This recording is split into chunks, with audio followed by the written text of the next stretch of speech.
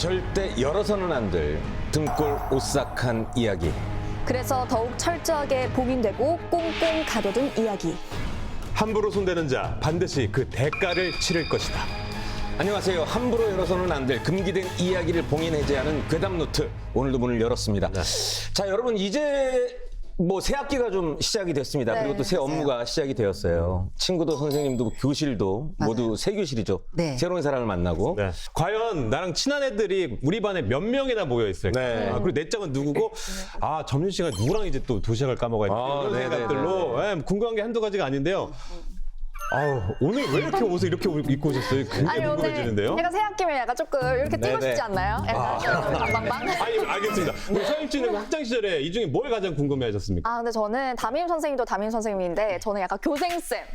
네. 교생 선생님이 1년에 한 번씩 꼭 오시는데 꼭 거기 예쁘고 또 잘생긴 남자 선생님이 계시거든요. 네. 그래서 일단 반의 공기가 달라져요. 네. 누가 오느냐에 따라서. 지금 강 씨 옷을 입어가지고 이 공기가 달라졌어요. 스튜디오 공기가. 그런가요? 예. 약간 좀 어떻게 좀 활기차졌나요? 아니 근데 우리 공부를 잘하는 친구들이 이제 주로 선생님 얘기를 많이 하네요. 좀 다르네. 예, 우리는 이제 과연 이제 내 짝이 누구일지 아니면 네.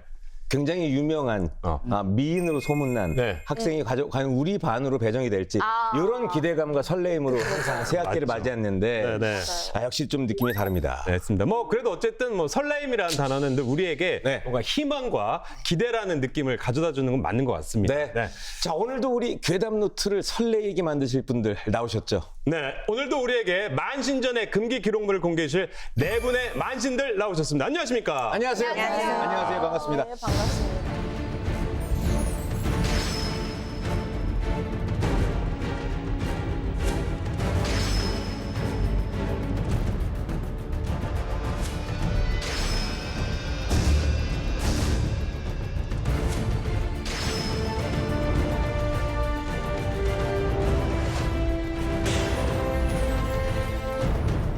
자, 겨울잠을 잔 개구리가 깨어난다는 경칩도 내일이고 봄의 경계로 들어섰는데 봄을 상징하는 3월. 예. 무속의 세계에서는 어떤 의미를 가졌을까요? 효련함 선생님.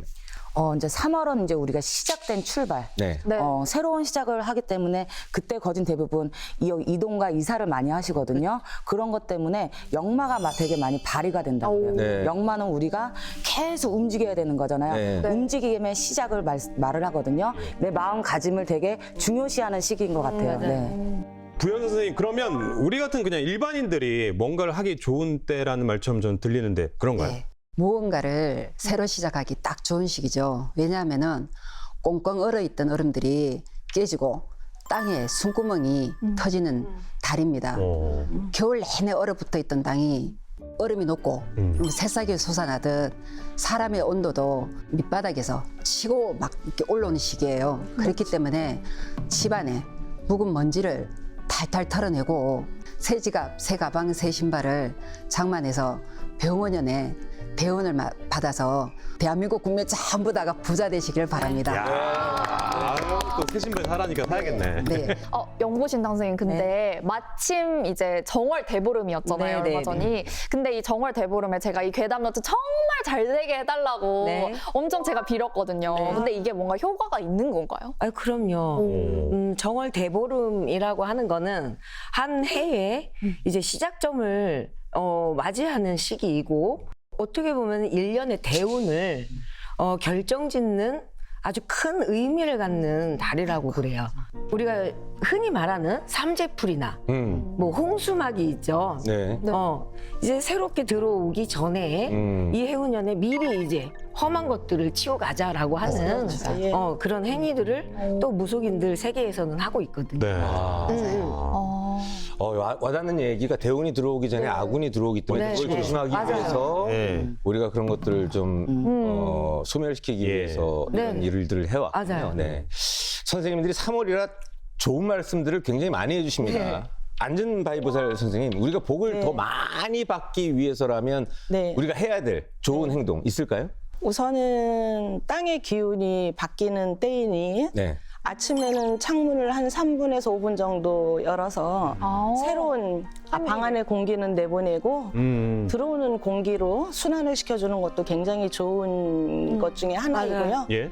또 봄에는 뭐 노란색이나 연두색 같은 맑은 생기 넘치는 컬러를 몸에 지니거나 또 입으시고 다니시면 또 행운이 들어온다고들 늘 옛 어른들은 말씀을 하셨습니다. 정말 틀린 게 없어요. 네. 예, 그래서 네. 봄의 기운은 네. 내가 꼭 받고 지나가야 되는 기운이다. 네. 그래서 꼭 받으시기를 네. 부탁드리겠습니다. 아, 감사합니다. 네. 뭐 사실 이 말씀을 듣기도 전에 네. 어떻게 이렇게 전체적으로 노란색을 제가 입고 왔을까요? 그럼 맞아요. 약간 아이보리. 아이보리구나. 네. 너무나 네, 맞아요. 다른 색깔이 섞이지 않은. 선견지명 있으십니다. 네. 네. 장난 아니에요. 맞아요. 아, 그렇구나. 자, 더 강렬하고 더 오싹하고 캡사이신보다 더 매서운 만신전에 꽁꽁 숨겨진 기록들이 공개됩니다. 자, 가장 먼저 어느 분이 열어주실까요? 가장 먼저 봉인된 괴담 상자를 열어주실 분은 효련함 선생님이십니다. 효련함 선생님 봉인 해제해 주세요. 축하받는 순간 저주가 시작된다. 효련한 선생님의 봉인된 이야기. 제가 여러분께 전해드릴 금기된 기록. 이 노트 안에 있습니다.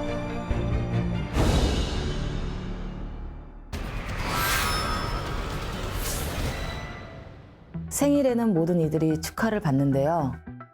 하지만 누군가에겐 그날은 조용히 피해 가야 하는 날이 되기도 합니다.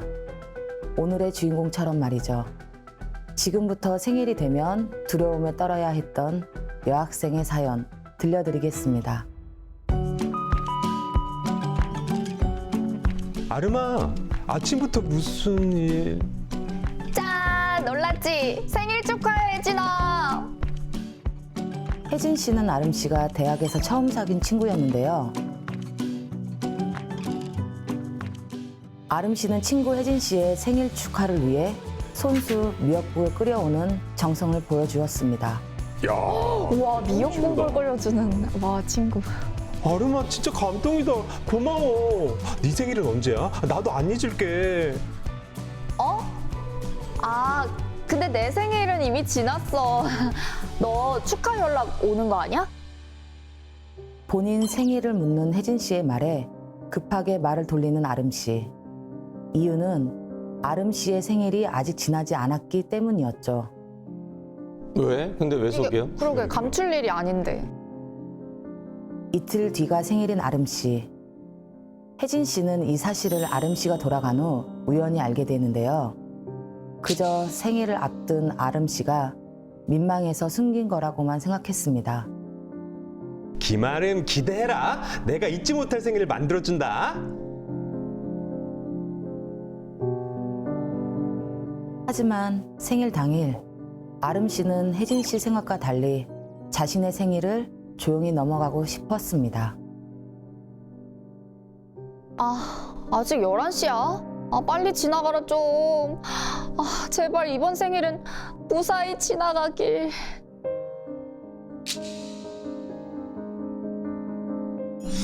생일 때만 되면 무슨 일이 생겼나요? 무슨 일이 생겼나고요. 네. 진짜. 내가 내 생일에 미역국 끓이지 말라고 했잖아. 미역국을 쳐다도 보지 않는 아름 씨. 아름 씨가 이렇게 예민하게 구는 데는 이유가 있었습니다. 이유가 있겠죠, 왜요? 진짜. 그렇지. 생일만 챙기면 이상하게 꼭 안 좋은 일이 생겼기 때문이죠. 재작년 생일엔 장애물 하나 없는 곳에서 혼자 넘어져 다리에 깁스를 하게 됐고, 작년 생일엔 남자친구와 함께 보냈는데요. 자기야 생일 축하해. 나 미역국 처음 끓였는데 어때? 맛있네. 고마워. 그날 남자친구는 멀쩡한데 아름 씨 혼자만 장염에 걸려 며칠을 고생을 해야 했습니다.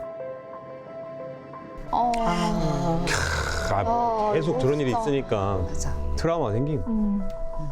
그래서 이번 생일만큼은 아무것도 하지 않겠다 다짐한 아름 씨.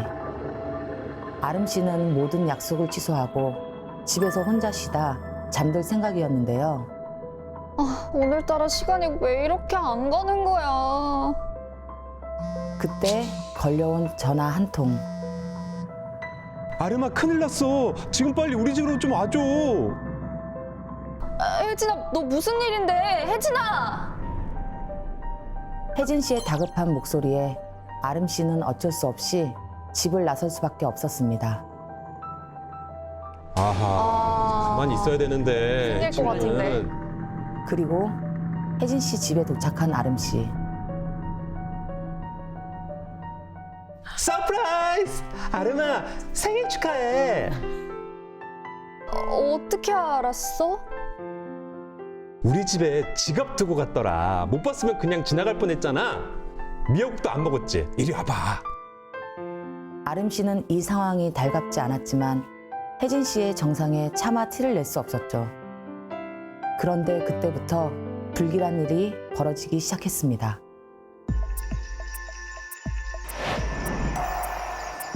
초가 왜 자꾸 꺼지지? 결국 케이크에 불 끄는 것은 포기하고 생일 파티를 마무리했는데요.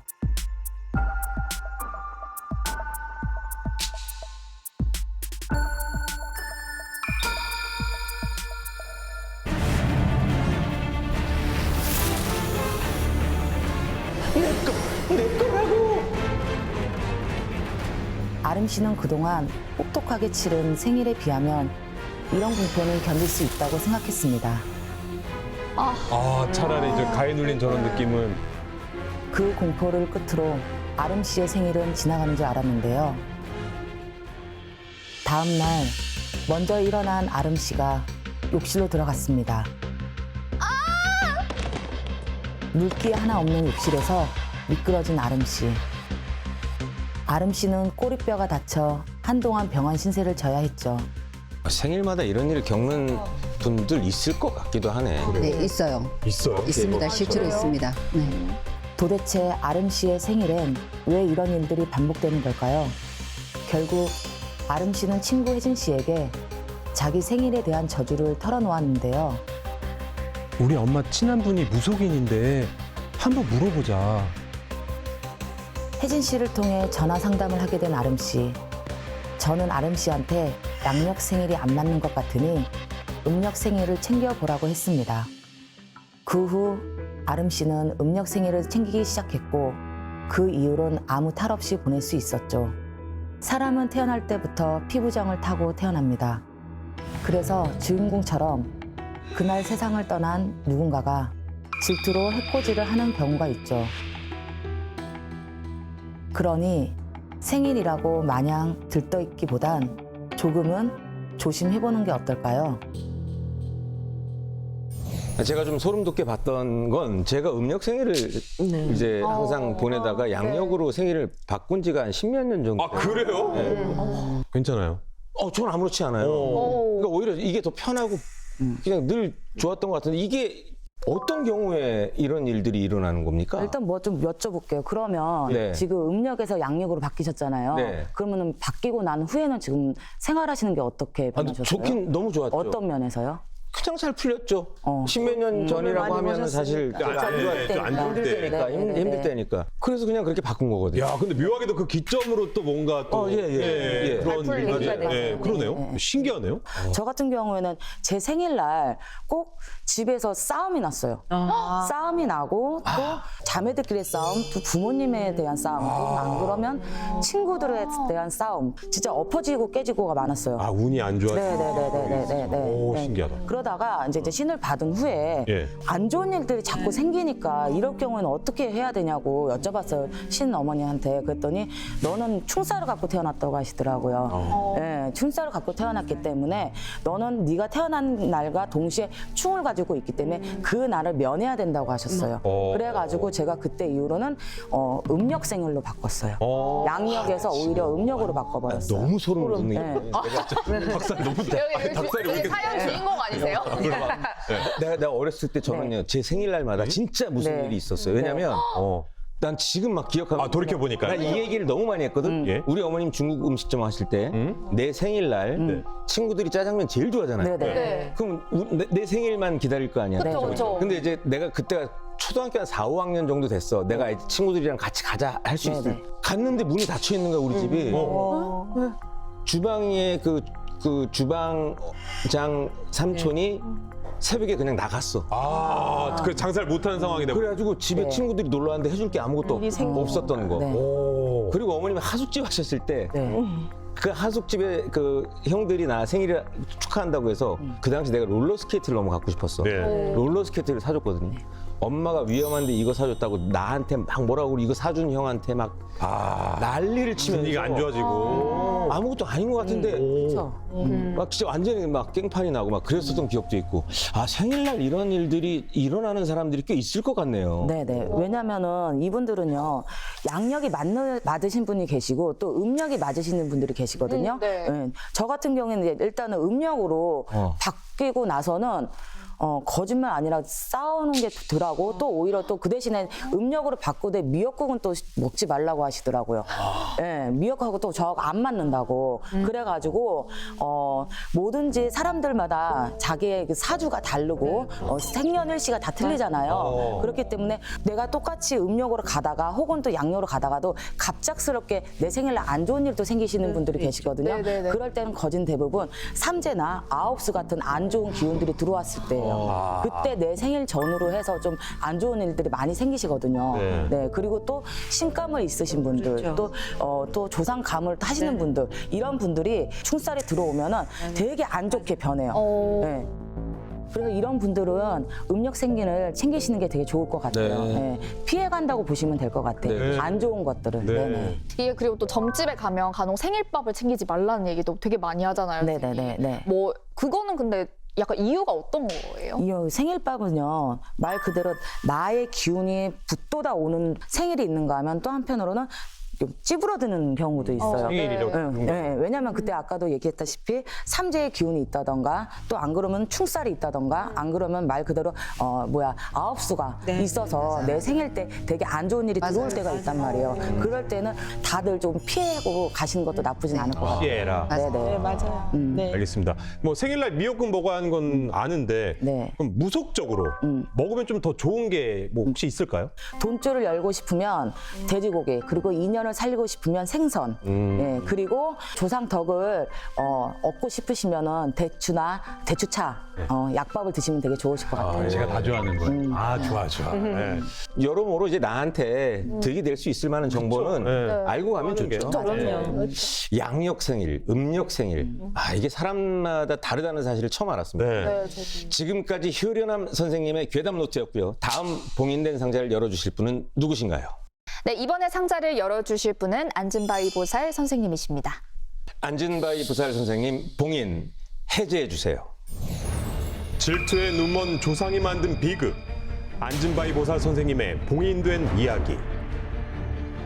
오늘 여러분들께 전해드릴 믿지 못할 이야기. 이 노트 안에 있습니다.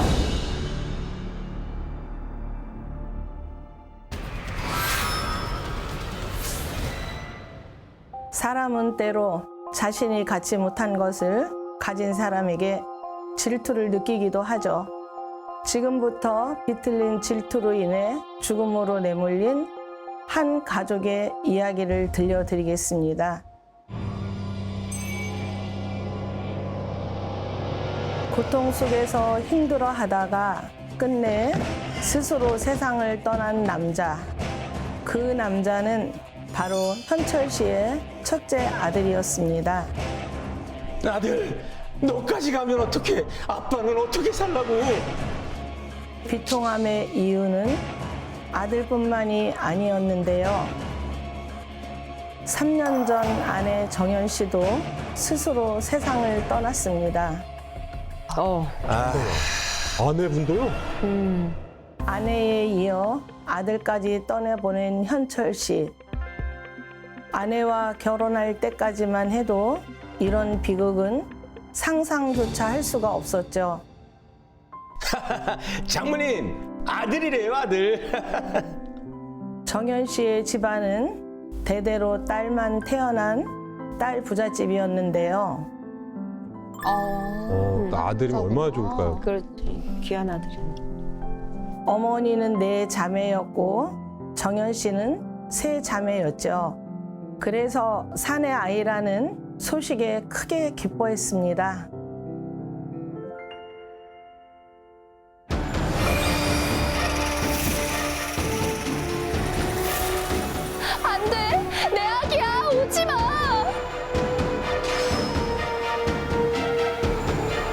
임신에 영향이 있었는지 건강했던 정현 씨는 악몽까지 꾸며 점점 야위어 갔습니다. 아유, 어떡해, 아유 태교를 임신을 잘해야 될 어떡해. 텐데. 그런 아내를 지켜보며 마음을 졸이던 현철 씨. 얼마 안 남은 아내의 출산일만을 기다렸죠. 진짜 고생 많았어. 이제 당신 몸조리만 신경 써. 위험한 고비를 넘기고 무사히 출산한 정현 씨. 그 후 아들과 행복한 날을 보내며 점차 건강을 회복해 갔는데요. 또다시 둘째를 임신한 정현 씨는 이번에도 유산의 위험을 겨우 넘기며 아이를 지켜냈습니다. 아이고 다행이다. 천만에. 여보 먹어야 돼. 의사 선생님이 약 잘 챙겨 먹으라고 했잖아. 응? 싫어. 몇 년째야 지긋지긋하다고. 먹으면 뭐해? 아픈 건 똑같은데. 연이은 출산 후 급속도로 몸이 약해져 오랫동안 약에 의지하며 버텨온 정현 씨. 점점 삶의 의지를 잃어가는 아내를 보며 현철 씨 속은 까맣게 타들어갔죠. 어머 안 돼요. 안 돼요.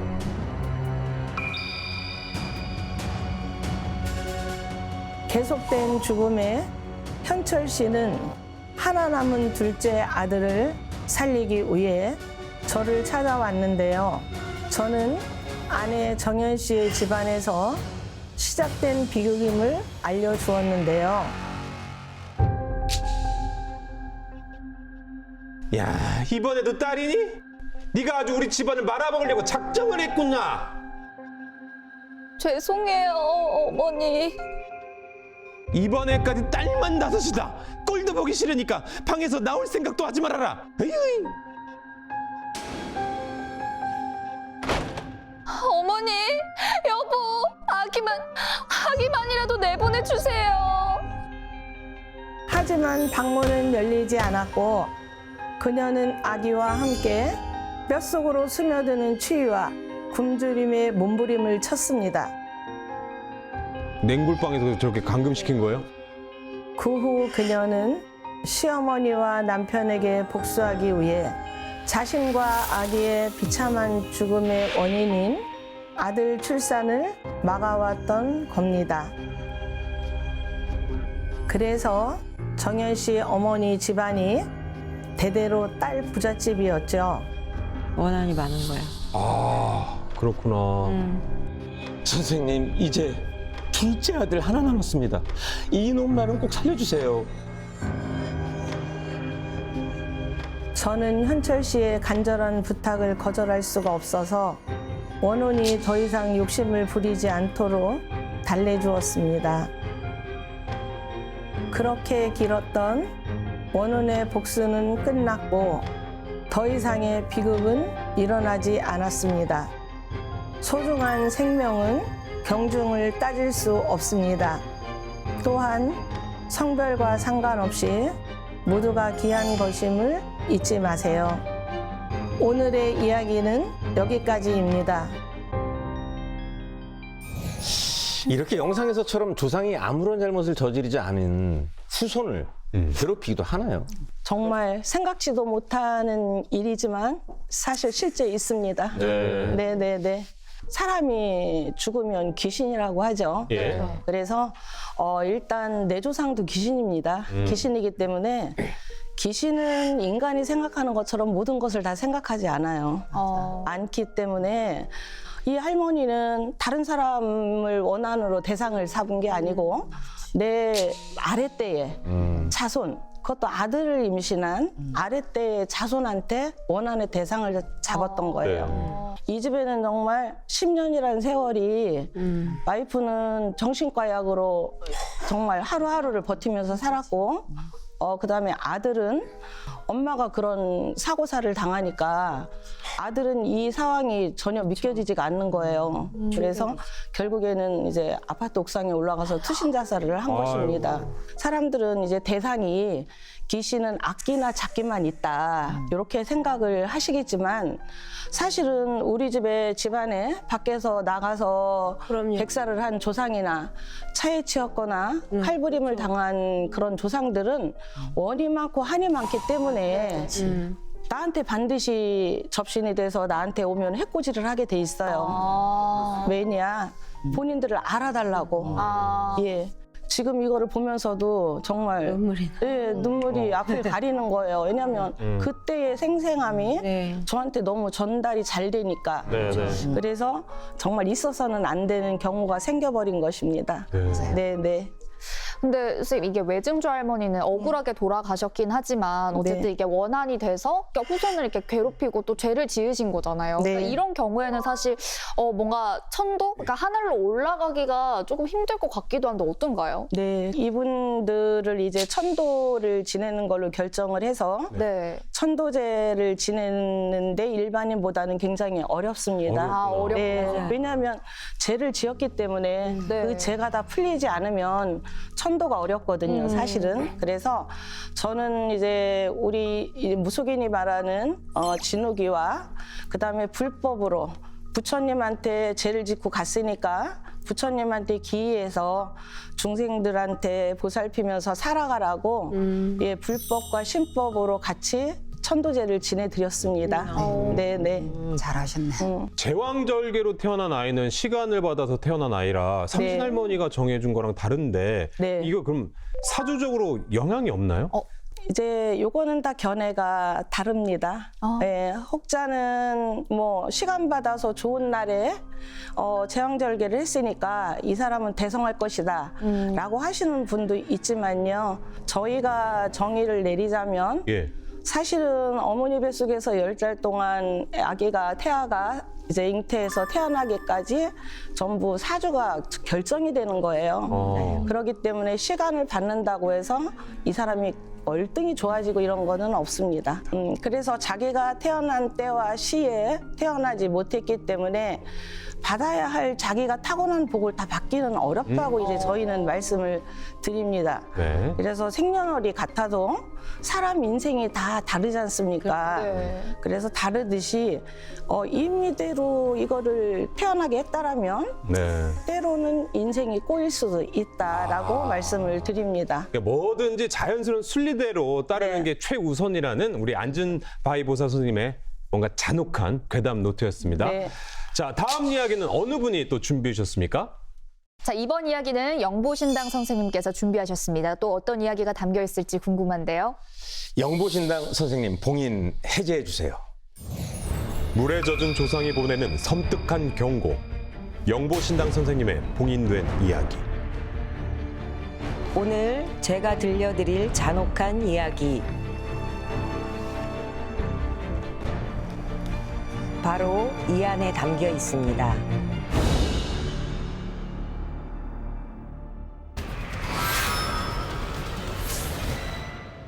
이유 없이 몸이 아프고 하는 일마다 잘 안 될 때 전혀 다른 곳에 그 원인이 있을 수 있습니다. 오늘의 괴담, 이와 관련되어 있는데요. 지금 시작합니다. 영재 씨라는 남자가 상담을 받으러 왔습니다. 이 남자 상담 예약을 할 때부터 물의 기운이 강했는데요. 아니나 다를까 신당에 들어올 때 물에 젖은 원혼이 함께 따라오는 것이었습니다.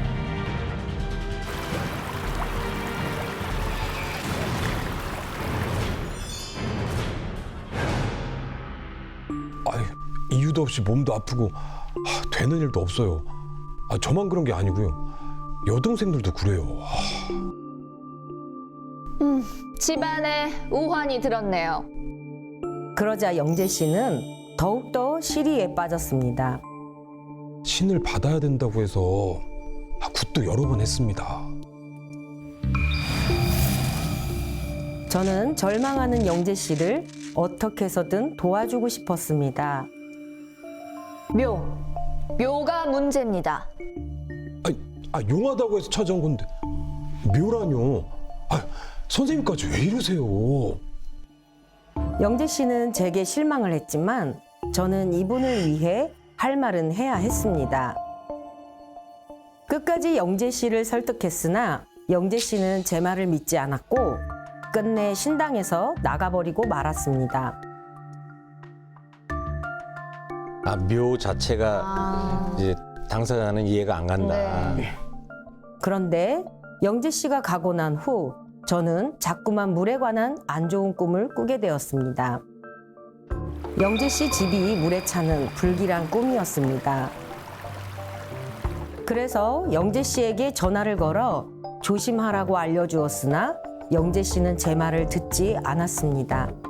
그런데 그 후 영재 씨 역시도 불길한 꿈을 꾸었습니다.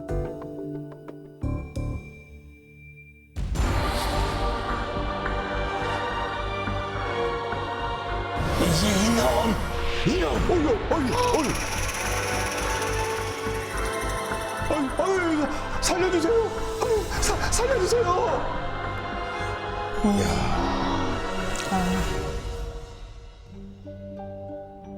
영재 씨 집안은 더욱더 추락하게 되었는데요. 콱 죽어버리고 싶어.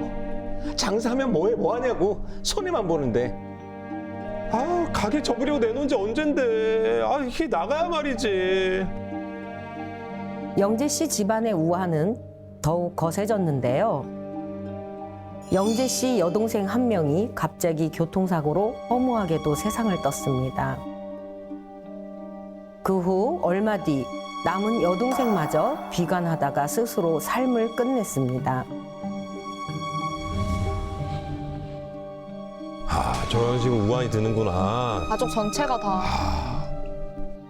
몇 년 전 영재 씨네 집안은 명당자리라는 곳에다 집안 묘를 이장했는데요. 갑자기 죽게 된 여동생들도 이곳에 함께 묻었습니다.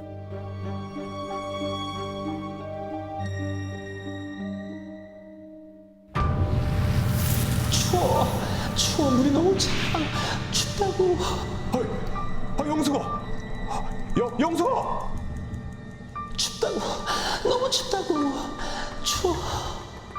영재 씨가 저를 다시 찾아왔습니다.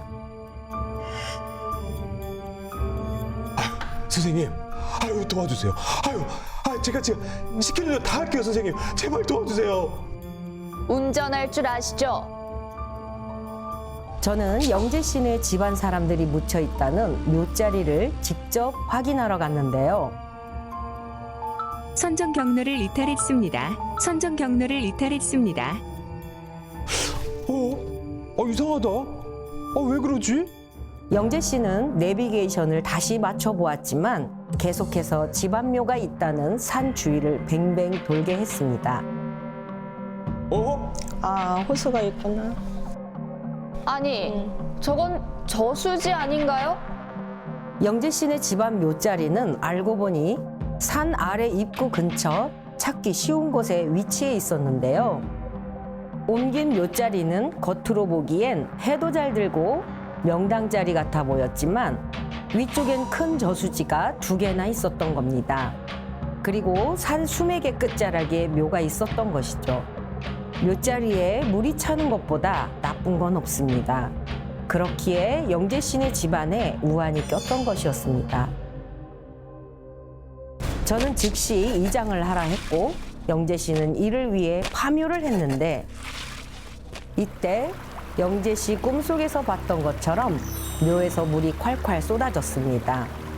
영재 씨는 제 말대로 집안 묘자리를 이장을 했고 영재 씨를 비롯해 남겨진 집안 사람들 모두 여러모로 좋아지게 되었습니다. 평안해 보이는 땅 밑으로 거친 수맥이 흐르듯 당신에게 불행한 일이 일어난다면 미처 살피지 못한 틈새에 그 원인이 있을지 모릅니다.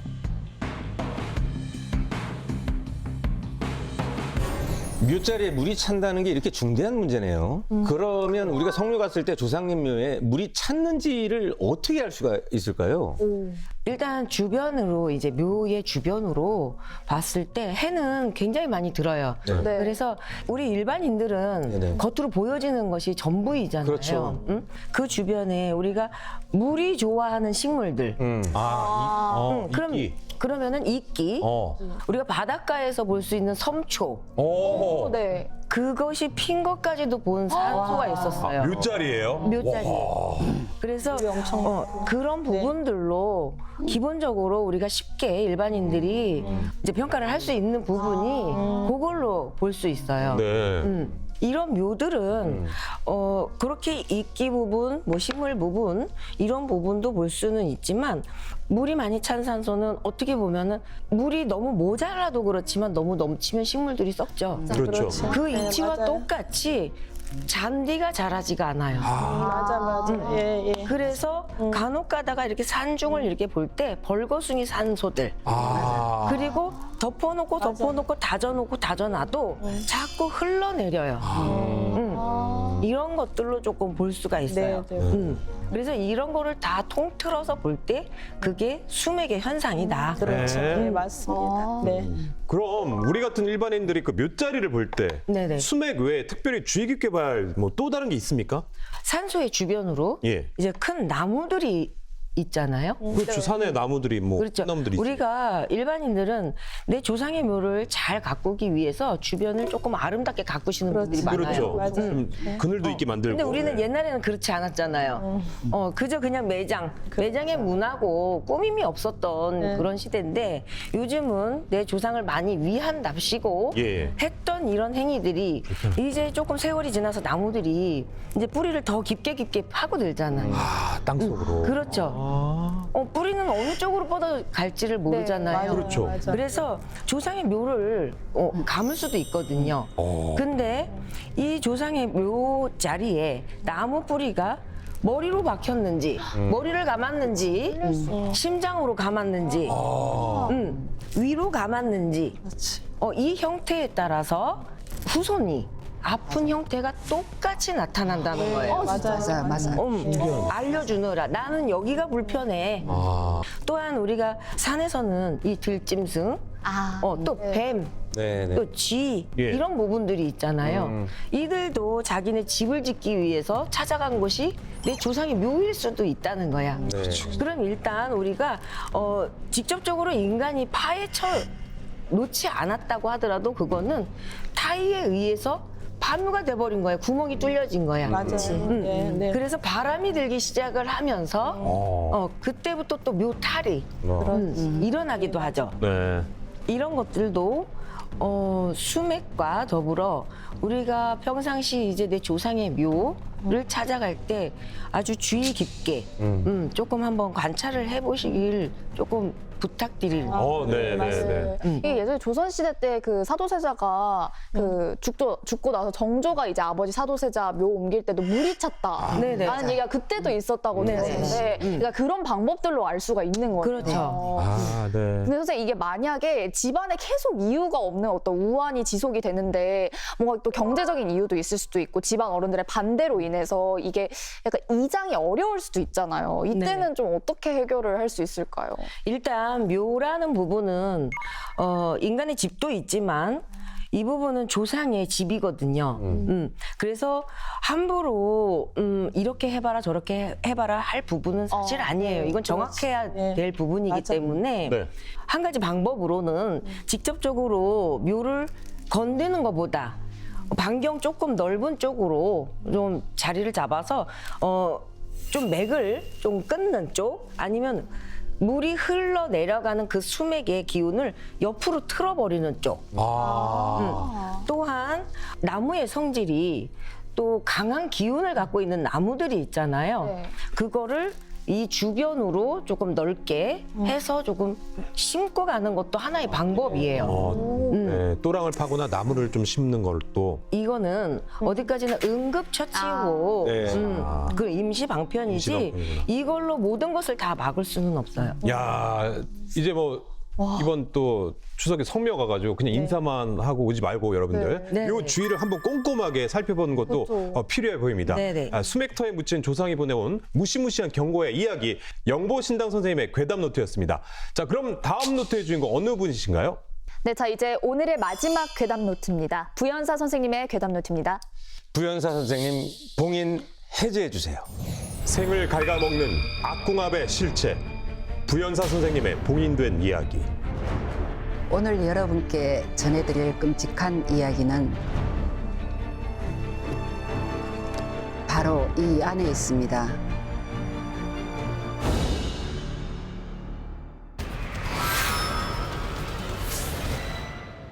행복으로 가득 차야 할 결혼 생활이 저주로 가득 차게 된 부부가 있다고 합니다.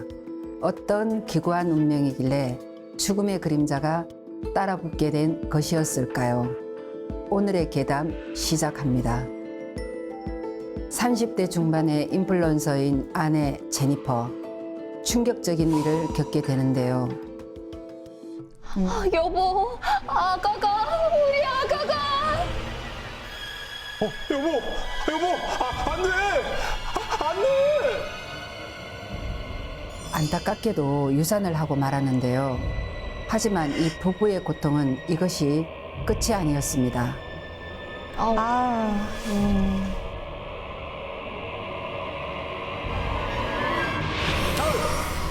아이씨, 깜짝이야.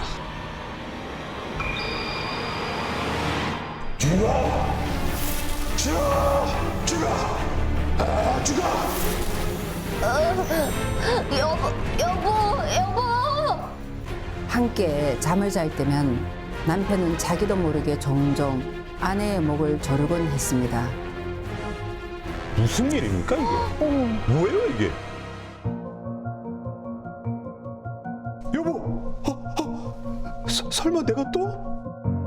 미안해 여보. 정말 미안해. 아내는 이런 남편으로 인해 늘 공포에 떨어야만 했습니다. 저 어떻게 하지도 못하고. 긴장하겠다. 그러면 이 부부에겐 왜 이런 일이 일어나는 것일까요? 사실 이들은 제니퍼와 돌쇠라는 예명으로 활동하던 먹방 인플루언서였습니다. 한 번은 방송을 함께 한 적이 있었습니다. 이후 둘은 급속도로 가까워졌고 번갯불에 콩 볶아 먹듯 결혼까지 하게 된 거죠. 그런데 이들은 함께 살기 시작하면서 문제가 생겼습니다. 이상하게도 아내인 제니퍼 씨는 이유 없이 몸이 여기저기 안 좋아지기 시작하는 겁니다. 게다가 먹방을 하며 잘 나가던 아내는 채널의 구독자도 많이 빠져나가고 조회수도 크게 떨어지는 등 일이 잘 되지 않았습니다. 그랬구나. 저 돌쇠가 이번에 이 빵들을 배가 빵빵해져서 빵 터질 때까지 먹어보겠습니다. 보세요 여러분들. 예. 반면에 남편 돌쇠 씨 아내와 달리 나날이 좋은 반응을 얻게 되었습니다. 그러나 아내 제니퍼는 불만이 없었습니다. 잘 되는 사람이 다른 사람도 아닌 남편이었고 서로는 여전히 사랑을 했으니까요. 부부니까 하나라도 잘 되면. 문제는 아내의 몸이 자꾸만 나빠지고 유산도 4번씩이나 하게 되었다는 것입니다. 이 부부는 너무나도 아이를 원했기에 집터가 좋지 않은 줄 알고 제게 도움을 청하게 되었고 저는 확인차 집으로 가보았습니다. 그러나 예상과 달리 터와는 전혀 관계가 없었습니다. 선생님, 여기 터가 안 좋은 게 맞죠? 터는 너무나 좋습니다. 집에 잡기나 부정탄 물건도 없어요. 두 분 다 업보도 없고요. 부부는 납득할 수 없었습니다.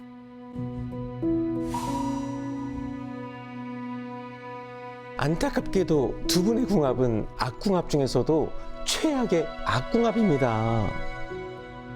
아, 맙소사. 아내는 큰 바다와 같은 물의 기운이고 남편은 지글지글 끓는 태양과 같은 불의 기운이었습니다.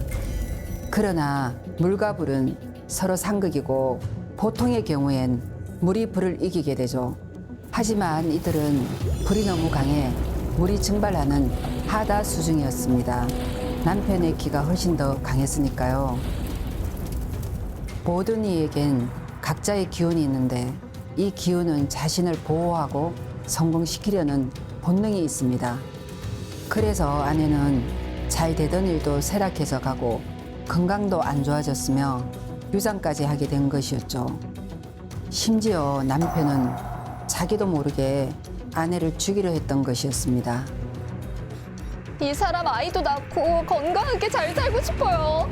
도와주세요, 선생님. 제발요. 비록 각자의 기운은 상극이었으나 저는 이 부부의 진실된 사랑을 차마 외면할 수 없었습니다. 이에 부부가 학수고대하고 정말 원하던 아이를 놓고 잘 먹고 잘 살 수 있도록 정성껏 음식도 차리고 제사도 잘 지냈습니다. 그 후 하늘이 도와 다행히도 이 부부는 건강한 아이를 낳게 되었습니다. 다행이네. 아이 낳았어요. 비로소 난 잘 됐네. 맞아요. 네. 그렇다고 완전히 해결된 건 아닙니다. 끝까지 잘 지낼 수 있도록 하는 것이 중요한데 그래서 저는 꾸준히 제사를 지내며 빌고 또 빌게 하였습니다. 지독한 악궁합조차 이겨내게 만드는 건 서로를 놓지 않는 간절한 마음과 사랑입니다.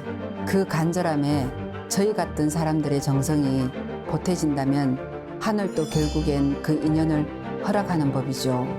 오늘의 이야기는 여기까지입니다.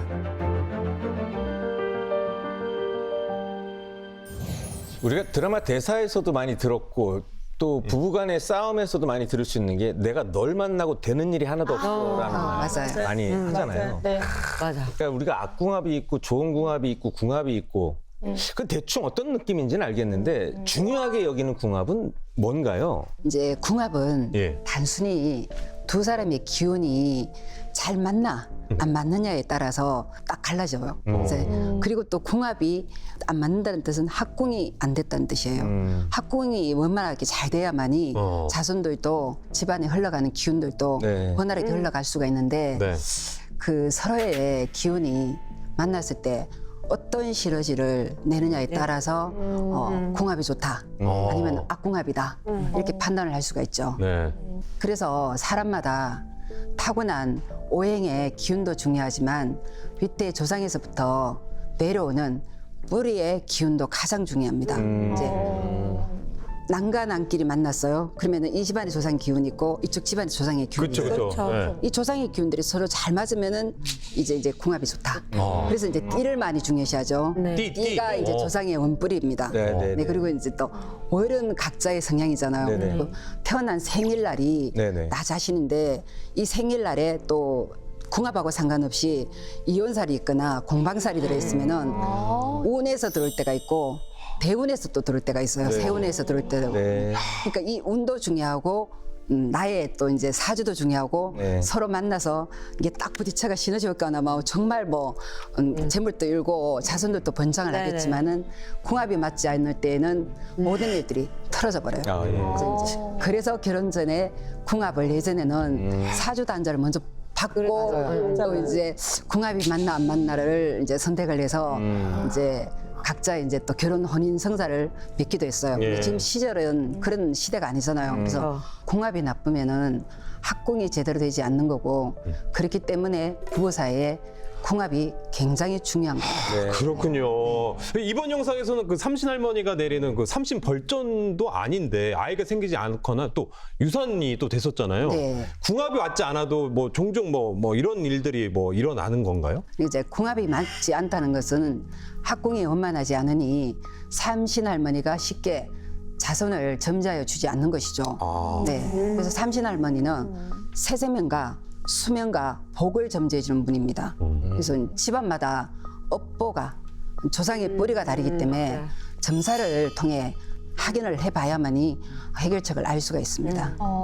발전이었군요. 약간 부부 사이에 뭔가 악궁합 이외에도 뭐 약간 형제, 자매들 간에도 약간 싸우는 그런 집은 꼭 있잖아요. 그럼요. 그럼 이런 형제, 자매 간에도 악궁합이라는 게 있을 수 있나요? 있어요. 부모, 형제, 아, 예. 뭐 저 자매지간에도 다 있네요. 이제 등등 있잖아요. 네. 막 부모하고 자식이 안 맞아서 자식이 집을 나가고 또 뭐 또 부모가 나 너 호적파 이런 얘기도 하기도 하고 네네네네. 이제 형제 자매지간에도 노모들이 이제 뭐 아프거나 병이 들면은 형이 해, 누나가 해, 동생이 뭐 사이가 안 간병을 해 좋죠. 네. 이렇게 하고 또 재산 싸움하고. 재산 싸움하고 네. 맞아요. 이런 것들이 등등등 일어나요.